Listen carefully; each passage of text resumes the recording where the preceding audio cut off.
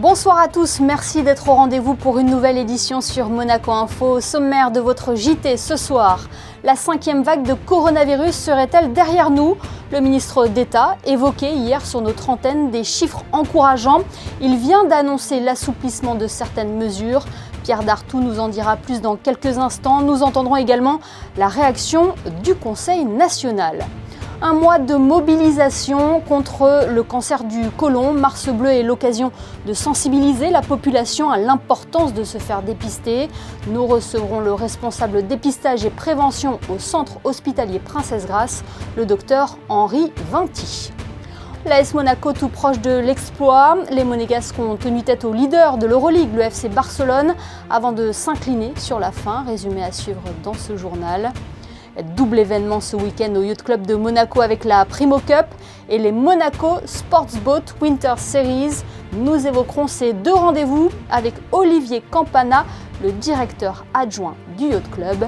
Et puisque nous parlons sport, vous l'avez peut-être suivi en direct sur notre antenne, Monaco mène 2-0 en Coupe Davis face au Maroc avant les prochains matchs de demain. Les experts analyseront les victoires de Lucas Catarina et Valentin Vachereau après ce journal. Le ministre d'État l'évoquait hier sur notre antenne, la crise sanitaire est entrée dans une phase d'amélioration, une situation qui permet de nouveaux assouplissements dans le dispositif sanitaire. Quels sont-ils et quand prendront-ils effet? Je vous propose d'écouter Pierre Dartout, il est au micro de Sandrine Nègre. Il y a d'abord un assouplissement qui est important parce qu'il concerne l'école et donc les enfants de la principauté. À partir de lundi prochain, le masque ne sera plus obligatoire en classe. Déjà la semaine dernière, nous avions dit qu'il ne serait plus obligatoire pendant les récréations. Maintenant, c'est en classe. Deuxième point, il a été décidé, c'est le souverain qui l'a décidé, qu'à partir de lundi 14 mars, eh bien, le pass sanitaire ne serait plus exigé, à l'exception naturellement des établissements de santé, c'est-à-dire des établissements hospitaliers. J'ajoute qu'il y aura d'autres mesures, notamment la possibilité de fréquenter les établissements de nuit qui jusqu'à présent faisaient l'objet d'une réglementation assez stricte, avec bien sûr un protocole comme celui qui avait été introduit au mois de juin dernier pour permettre la sécurisation des clients. J'ajoute qu'il y aura quelques modifications aussi au protocole concernant l'isolement des personnes contacts qui ont été vaccinées. Très bien. Alors concernant le pass sanitaire, il ne sera plus obligatoire à compter du 14 mars et à partir de lundi, il y a déjà un dispositif pour les personnes sur les chantiers par exemple? Pour les chantiers, absolument, pour tous ceux qui travaillent dans la construction des bâtiments. Là, sur tous les chantiers, le pass ne sera plus exigé à partir de lundi, tout à fait. Ces nouvelles mesures sont le fruit d'un travail de discussion et de concertation entre le gouvernement princier et le Conseil national. Stéphane Valéry a d'ailleurs réagi aux annonces de ce jour. Nous sommes au Conseil national très satisfaits, je crois comme l'ensemble des Monégasques et des résidents, des mesures décidées par le prince souverain qui vont totalement dans le sens espéré, attendu, porté d'ailleurs par les élus du Conseil national lors du dernier comité mixte le 23 février dernier. Et parmi ces mesures, il y a notamment celle des masques. À compter de lundi, les écoliers n'auront plus à les porter. Oui, c'était une demande de nombreux enfants et parents. Je crois que toute la communauté éducative de la principauté, les parents et les enfants, les élèves vont se réjouir de cette mesure que nous souhaitions également. Je crois qu'il faut parler bien sûr aussi de la suppression de l'isolement des cas contacts familiaux lorsqu'ils sont vaccinés et lorsqu'ils sont négatifs. Cette mesure qui est élevée depuis début janvier en France paralysait, gênait considérablement l'organisation des entreprises, des administrations, de la vie familiale. Bien évidemment, la demande, la mesure phare, je pense, qui va être ressentie par tous, c'est la suppression le 14 mars du pass sanitaire pour accéder aux restaurants et aux salles de spectacle. Et puis, on peut bien sûr souligner une dernière mesure qui est importante, peut-être davantage pour la jeunesse, qui est l'ouverture des discothèques. Voilà ce que nous pouvions dire sur le nouvel allègement du dispositif sanitaire en principauté. Retrouvez-en tous les détails sur nos réseaux sociaux. L'autre actualité, c'est la guerre en Ukraine. Un vaste élan de générosité s'est organisé à Monaco. La mairie a décidé de prolonger sa collecte en faveur du peuple ukrainien jusqu'à dimanche, Julia Vial. Bonsoir Émilie, bonsoir à toutes et à tous. Face à l'immense vague de solidarité pour la population ukrainienne, la mairie de Monaco a décidé de continuer la collecte de produits de première nécessité jusqu'au dimanche 6 mars, toujours à l'espace Léo Ferré. Pour y contribuer, vous pouvez déposer vos dons de 9h à 17h30. Les produits recherchés sont par exemple des produits logistiques avec des sacs de couchage, des couvertures de survie ou encore d'hygiène, savon, dentifrice, brosse à dents, couches, lait maternisé. Les produits de secours sont aussi énormément demandés. Les gants à usage unique, les masques chirurgicaux, bandages, pansements ou encore, Émilie, les solutions antiseptiques. Solidarité toujours avec la kermesse de l'œuvre de Sœur Marie qui a débuté ce vendredi du côté de Fontvieille. L'œuvre de Sœur Marie est une association non gouvernementale qui a pour but de venir en aide aux personnes âgées de la principauté et des communes limitrophes. L'association leur apporte notamment un soutien financier. Les fonds versés proviennent essentiellement de sa grande kermesse. Elle a donc débuté ce matin à 10h et se terminera par un dîner organisé par les 3 Tapas Monaco sur le thème de l'Espagne. Ce samedi, la kermesse se poursuit de 10h à 17h, Émilie. La journée sera notamment rythmée par le tirage au sort de la grande tombola et par un défilé de mode organisé par la styliste monégasque La Mom de Monac. Ne manquez pas donc cet événement solidaire qui durera jusqu'à demain sous le chapiteau de Fontvieille. Cette information à présent, Julia, la ministre des Relations extérieures et de la coopération, Isabelle Béraud-Amadei, est intervenue dans le cadre du segment de haut niveau de la 49e session du Conseil des droits de l'homme de l'ONU qui se tient jusqu'au 1er avril. À cette occasion, le conseiller ministre a tout d'abord rappelé que la pandémie a des conséquences directes sur la réalisation des droits de l'homme et la pleine jouissance des libertés fondamentales. Elle a également fait part de la préoccupation de Monaco quant au recul des droits des femmes dans plusieurs régions du monde, notamment en Afghanistan. La lutte contre les violences envers les enfants est aussi une priorité défendue par le gouvernement princier, avec par exemple l'adoption récente de la loi relative à la lutte contre le harcèlement et la violence en milieu scolaire. Pour finir, Isabelle Béraud-Amadei a exprimé la satisfaction de la principauté sur l'adoption d'une résolution pour le droit à un environnement sûr, propre, sain et durable. Merci Julia. Santé à présent, ce mois de mars lance la campagne Mars Bleu. Cette opération vise à alerter sur la nécessité de se faire dépister contre le cancer colorectal. Il faut savoir que le cancer du côlon touche chaque année 43 000 personnes en France. Alors comment fonctionne le dépistage? Qui est concerné? Pour le savoir, nous avons contacté le responsable dépistage et prévention au centre hospitalier Princesse Grasse. Bonsoir docteur Henri Vinti. Bonsoir Émilie. Le cancer du côlon reste un problème important de santé publique? En effet, c'est un problème très important de santé publique puisqu'il faut le rappeler, il représente en termes de mortalité la 2e cause de mortalité par cancer chez l'homme et la 3e chez la femme. Et il y a des signes auxquels nous devons être attentifs ou il y a des facteurs qui augmentent le risque du cancer du côlon?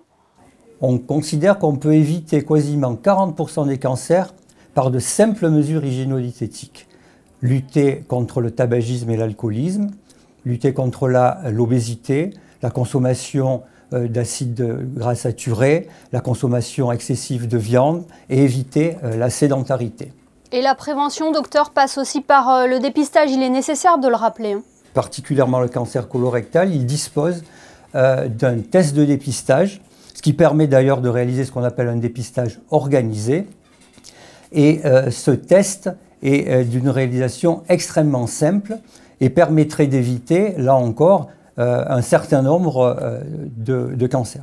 Comment se déroule cet examen, docteur? La population cible du dépistage va recevoir une lettre d'invitation par le Centre monégasque de dépistage et va pouvoir venir chercher son kit de dépistage soit au Centre monégasque de dépistage, où nous sommes actuellement, soit chez son médecin traitant, soit dans le cadre de la médecine du travail lorsqu'ils font l'objet d'une convocation. Alors ce kit de dépistage, il comprend 3 choses. tout d'abord un mode d'emploi. Deuxièmement, la partie recueil de la selle qui s'incorpore très facilement sur votre cuvette habituelle, qui va permettre de recueillir sans contamination la selle. Et le troisième, il s'agit d'un petit écouvillon avec lequel vous allez gratter très superficiellement la selle. Alors pourquoi superficiellement? Parce que la partie superficielle des selles est la partie qui est directement en contact avec une lésion potentiellement saignotante. Lorsque vous avez recueilli sur l'écouvillon l'échantillon, vous le remettez dans la petite boîte réservée à cet effet, vous remuez et vous renvoyez tout ça par la poste, c'est gratuit, vous le mettez dans une boîte postale ou vous le ramenez au centre monégasque de dépistage au choix. Et à partir de quel âge il est conseillé de faire cet examen?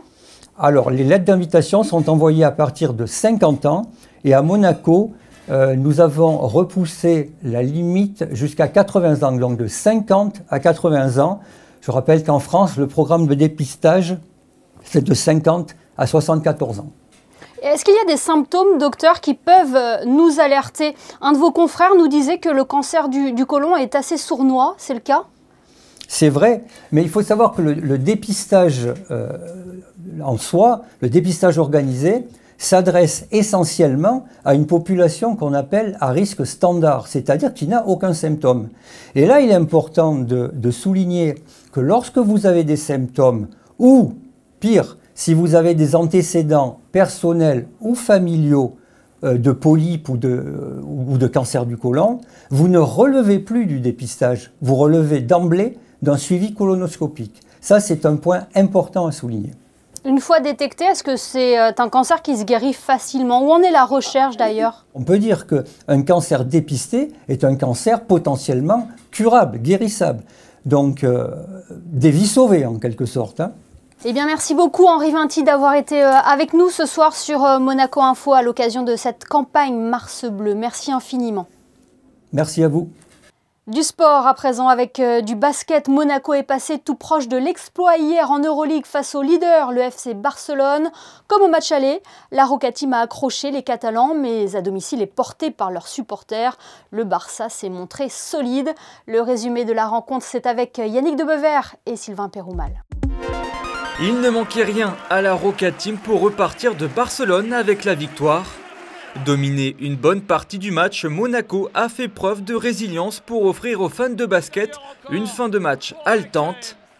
Le premier quart-temps est équilibré, mais les intérieurs monégasques sont dépassés défensivement et se retrouvent rapidement avec 2 fautes handicapantes. Sertac Çalhanoğlu profite de cette faille qu'il a lui-même créée pour inscrire 7 points rapidement. Les Monégasques ne se laissent pas faire pour autant et finissent bien le quart-temps dos à dos avec leurs adversaires.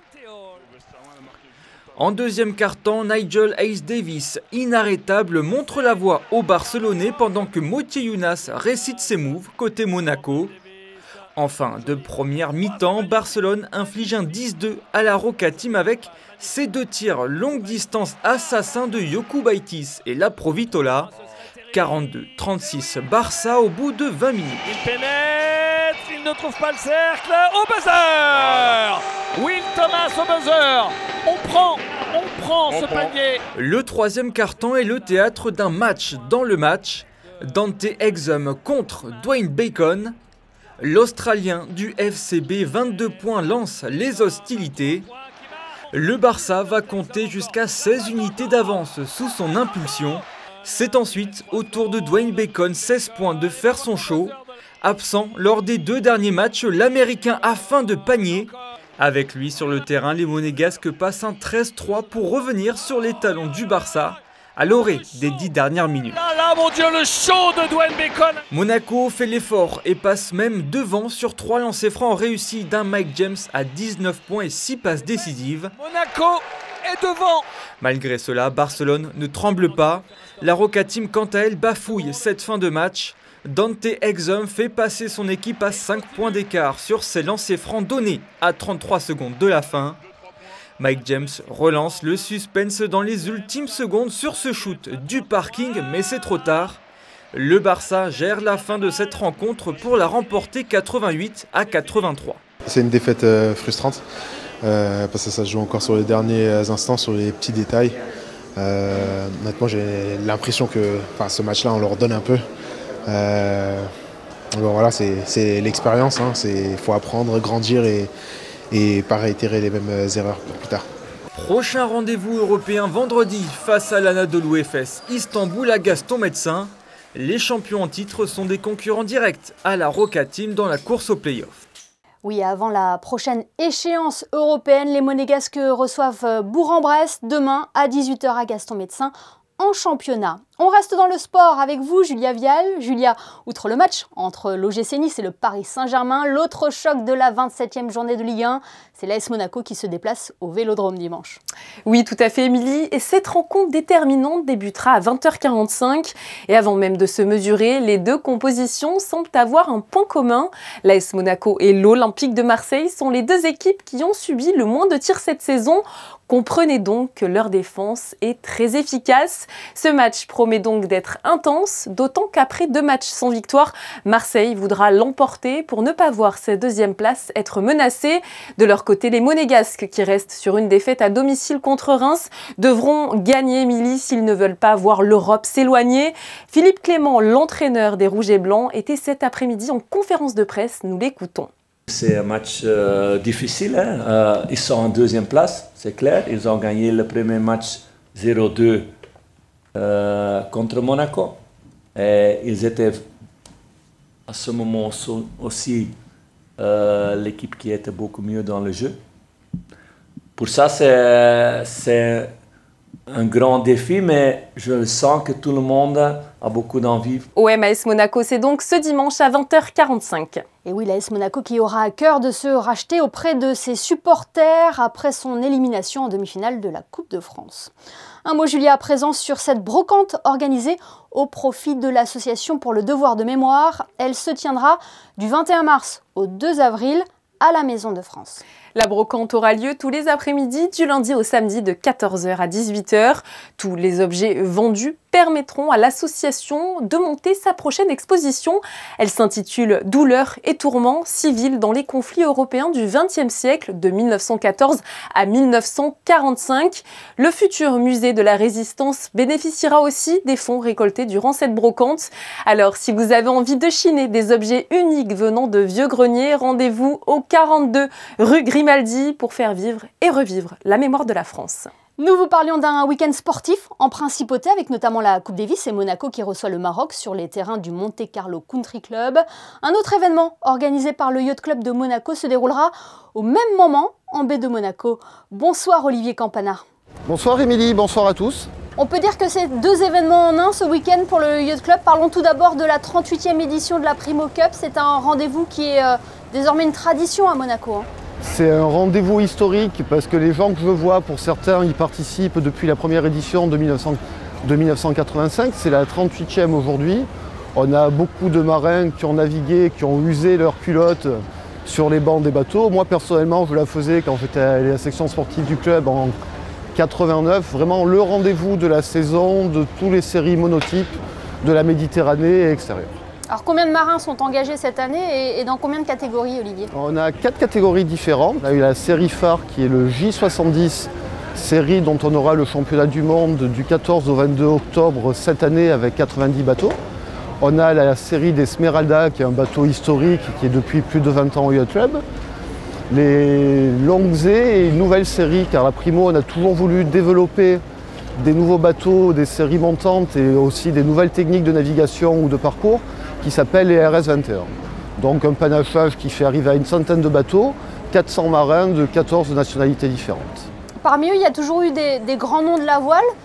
Qu'est-ce qui fait que c'est devenu un événement incontournable, cette Primo Cup? C'est le rendez-vous hivernal de la saison nautique, sachant que plus au nord, en hiver, c'est plus délicat de naviguer. On sait qu'à Monaco, la saison de décembre à mars, il y a des conditions météo assez intéressantes. La journée d'aujourd'hui et le week-end se présentent vraiment sur des bonnes augures de conditions de voile, de conditions de navigation. Je crois qu'on va avoir des super images. Olivier Campana, l'autre rendez-vous, c'est le 4e et dernier acte des Monaco Sports Boat Winter Series. Ça sera un rendez-vous important pour les équipages monégasques. Hein. Complètement, parce que le Monaco Sport Boat Winter Series sert entre autres à qualifier les équipages monégasques pour le championnat du monde. On s'est rendu compte que les gens venaient l'hiver, mais qu'on leur faisait qu'un ou deux week-ends de régate. Autant profiter, vu qu'on met en œuvre les structures, que les bateaux viennent, de les faire naviguer plusieurs fois. Le premier acte a été en novembre, décembre, février et mars. C'est vraiment le championnat en plusieurs épisodes là-dessus, avec une bagarre assidue. Et à aujourd'hui, je ne peux pas encore pronostiquer le podium de dimanche. Ce championnat du monde, vous l'avez dit, aura lieu à Monaco en octobre prochain. Cela place le Yacht Club de Monaco comme un lieu incontournable et reconnu aussi pour les régatiers. Très clairement, on a la chance d'avoir d'abord un nouveau bâtiment qui est un écrin pour la compétition, d'avoir des équipes au club, aussi bien de bénévoles que de professionnels, et le soutien du gouvernement princier avec les différents organismes pour créer l'événement. On dit souvent Monaco, il n'y a pas de vent, c'est une légende parce qu'on a vraiment des pourcentages de navigation très importants. C'est se retrouver entre amis, moi j'insiste vraiment sur l'amitié des marins et la relation personnelle qu'on lie au fur et à mesure des années avec l'ensemble des concurrents. Un dernier mot, Olivier Campana, vous avez été fraîchement élu président de la classe monégasque des J70. C'est une série qui fait preuve de beaucoup de dynamisme. Hein. C'est une série, alors quand j'ai commencé à naviguer, on avait le J24, c'est l'évolution des séries. Le J70, il y a plus de 400 bateaux qui ont été construits. Une réelle dynamique des membres du Yacht Club qui font des résultats. On a Loïc Pompé qui fait 6e au championnat d'Europe l'an dernier. On a Ludovico Fasitelli. Tous les membres du club sont présents avec une dynamique de classe. Le fait d'être président, c'est un titre, d'abord c'est travailler avec des amis, des gens que je connais beaucoup depuis longtemps. C'est vraiment être le plus actif et continuer le travail fait par le bureau président et par les équipes. Eh bien, merci beaucoup Olivier Campana d'avoir été avec nous depuis le Yacht Club. Merci infiniment. Merci beaucoup Émilie, bonne continuation et bonne soirée. Intéressons-nous à présent à la première édition du Monaco Red Touch Challenge. Les jeunes de la Principauté avaient jusqu'au 13 février pour monter un projet solidaire ou social s'inscrivant dans l'un des 3 thèmes proposés. À l'honneur cette année, l'aide aux populations vulnérables, l'impact environnemental et l'éducation. Plus de détails dans ce reportage d'Anaïs Riu. C'est au musée océanographique que les 12 groupes sélectionnés ont soutenu tour à tour leur projet face aux membres du jury des 2 associations. Comme ses concurrents, Arthur, 14 ans, avait 10 minutes et pas une de plus pour présenter son projet sur le thème de l'éducation. Alors j'ai choisi vraiment la thématique de l'investissement de la jeunesse et le soutien à l'enfance en difficulté. Donc mon projet en fait c'est de vendre de la limonade sur un stand à un nombre de manifestations notamment sportives où les gens chercheront à se désaltérer. Donc c'est un concept qui est en fait anglo-saxon et que j'aimerais transposer à Monaco. Alors ça fait depuis une petite année que ça me trotte dans la tête, mais c'est vraiment grâce au Red Touch Challenge que j'ai vraiment pu construire le projet et construire mon plan. Donc à peu près 1 an je pense. Responsable depuis peu du pôle avenir de la Croix-Rouge monégasque, Camille Gottlieb est marraine du challenge ainsi que membre du jury. Sensibiliser les jeunes monégasques aux différentes causes lui tient particulièrement à cœur. On voulait vraiment inciter les jeunes de Monaco à se responsabiliser, à se motiver tout seuls et à essayer de convaincre les gens aussi et les membres de l'administration du coup de la Croix-Rouge et de l'association Sainte-Dévote pour mener à bien leur projet en fait et pour vraiment nous expliquer où veulent aller leurs projets, etc., pour vraiment les sensibiliser un maximum à faire de l'humanitaire. À ses côtés se tenait la fondation Sancta Devota qui participe également à la concrétisation et à l'accompagnement des 2 meilleurs projets retenus. Je trouve que surtout dans cette période un peu particulière dans laquelle nous sommes, nous sortons d'une pandémie, il y a la guerre pas très loin, comme l'a dit tout à l'heure le secrétaire général. Je trouve que ça porte une bouffée d'oxygène de voir des jeunes, encore une fois locaux, qui ont plein d'idées. Je trouve que c'est vraiment très porteur d'espoir que ces jeunes, qui sont peut-être des futurs citoyens du monde, voient la société dans laquelle ils vont évoluer dans plusieurs années. La remise des prix aura lieu le 30 mars. Le premier projet sera récompensé d'un chèque de 2 000 €, puis le deuxième, 2 000 €. La jeunesse au cœur de projets solidaires, la jeunesse qui aura pu aussi profiter d'un concert mercredi à l'espace Léo Ferré.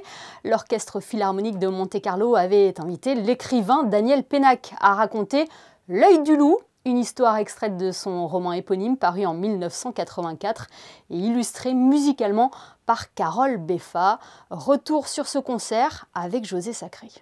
Les hommes ont 2 peaux. La première est toute nue, sans un poil, la seconde c'est la nôtre. Écrivain connu et apprécié par un large public, Daniel Pénac était mercredi 2 mars l'invité du concert jeune public de l'Orchestre Philharmonique de Monte-Carlo, placé sous la direction de Philippe Béran. Daniel Pénac a raconté L'œil du loup, adapté de son roman paru en 1984, l'histoire d'un face-à-face prolongé et muet entre vieux loup d'Alaska, borgne, et un enfant africain orphelin. C'est le même conte, mais qui... C'est ça que j'aime dans ce genre d'exercice, qui a donné prétexte à une autre création, qui est la musique de Carole Beffa. Et ça me plaît beaucoup, qu'une œuvre littéraire donne l'occasion à un compositeur de faire sa propre œuvre. À partir d'elle, j'aime beaucoup ce genre de choses. Mais le lendemain, en se réveillant, la première chose que voit le loup, c'est ce garçon debout devant son enclos, là, exactement au même endroit que la veille. La musique est de Carole Beffa, c'est une musique effectivement qui a été créée par un compositeur contemporain, il vit encore, il a la petite quarantaine, mais c'est une musique qui est parfaitement audible, elle est parfaitement tonale, elle est très bien écrite, des très belles orchestrations, dans un registre Ravel, Debussy, Dutilleux quand même, donc une musique qui est riche, très abordable.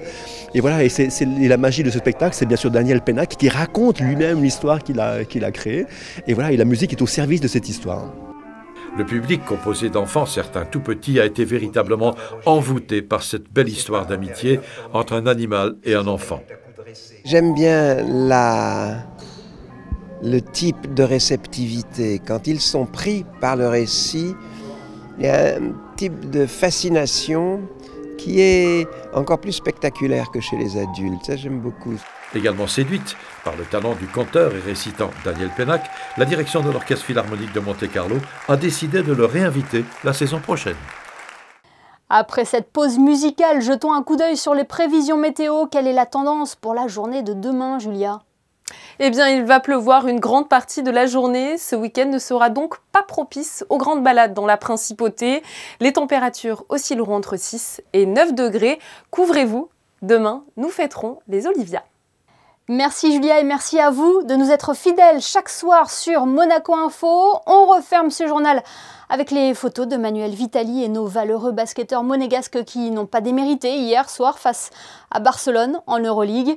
À suivre, votre magazine Les Experts, Frédéric Elion, Christophe Paco et Laurent Orsini décrypteront pour vous les rencontres de Lucas Catarina et Valentin Vachereau en Coupe Davis.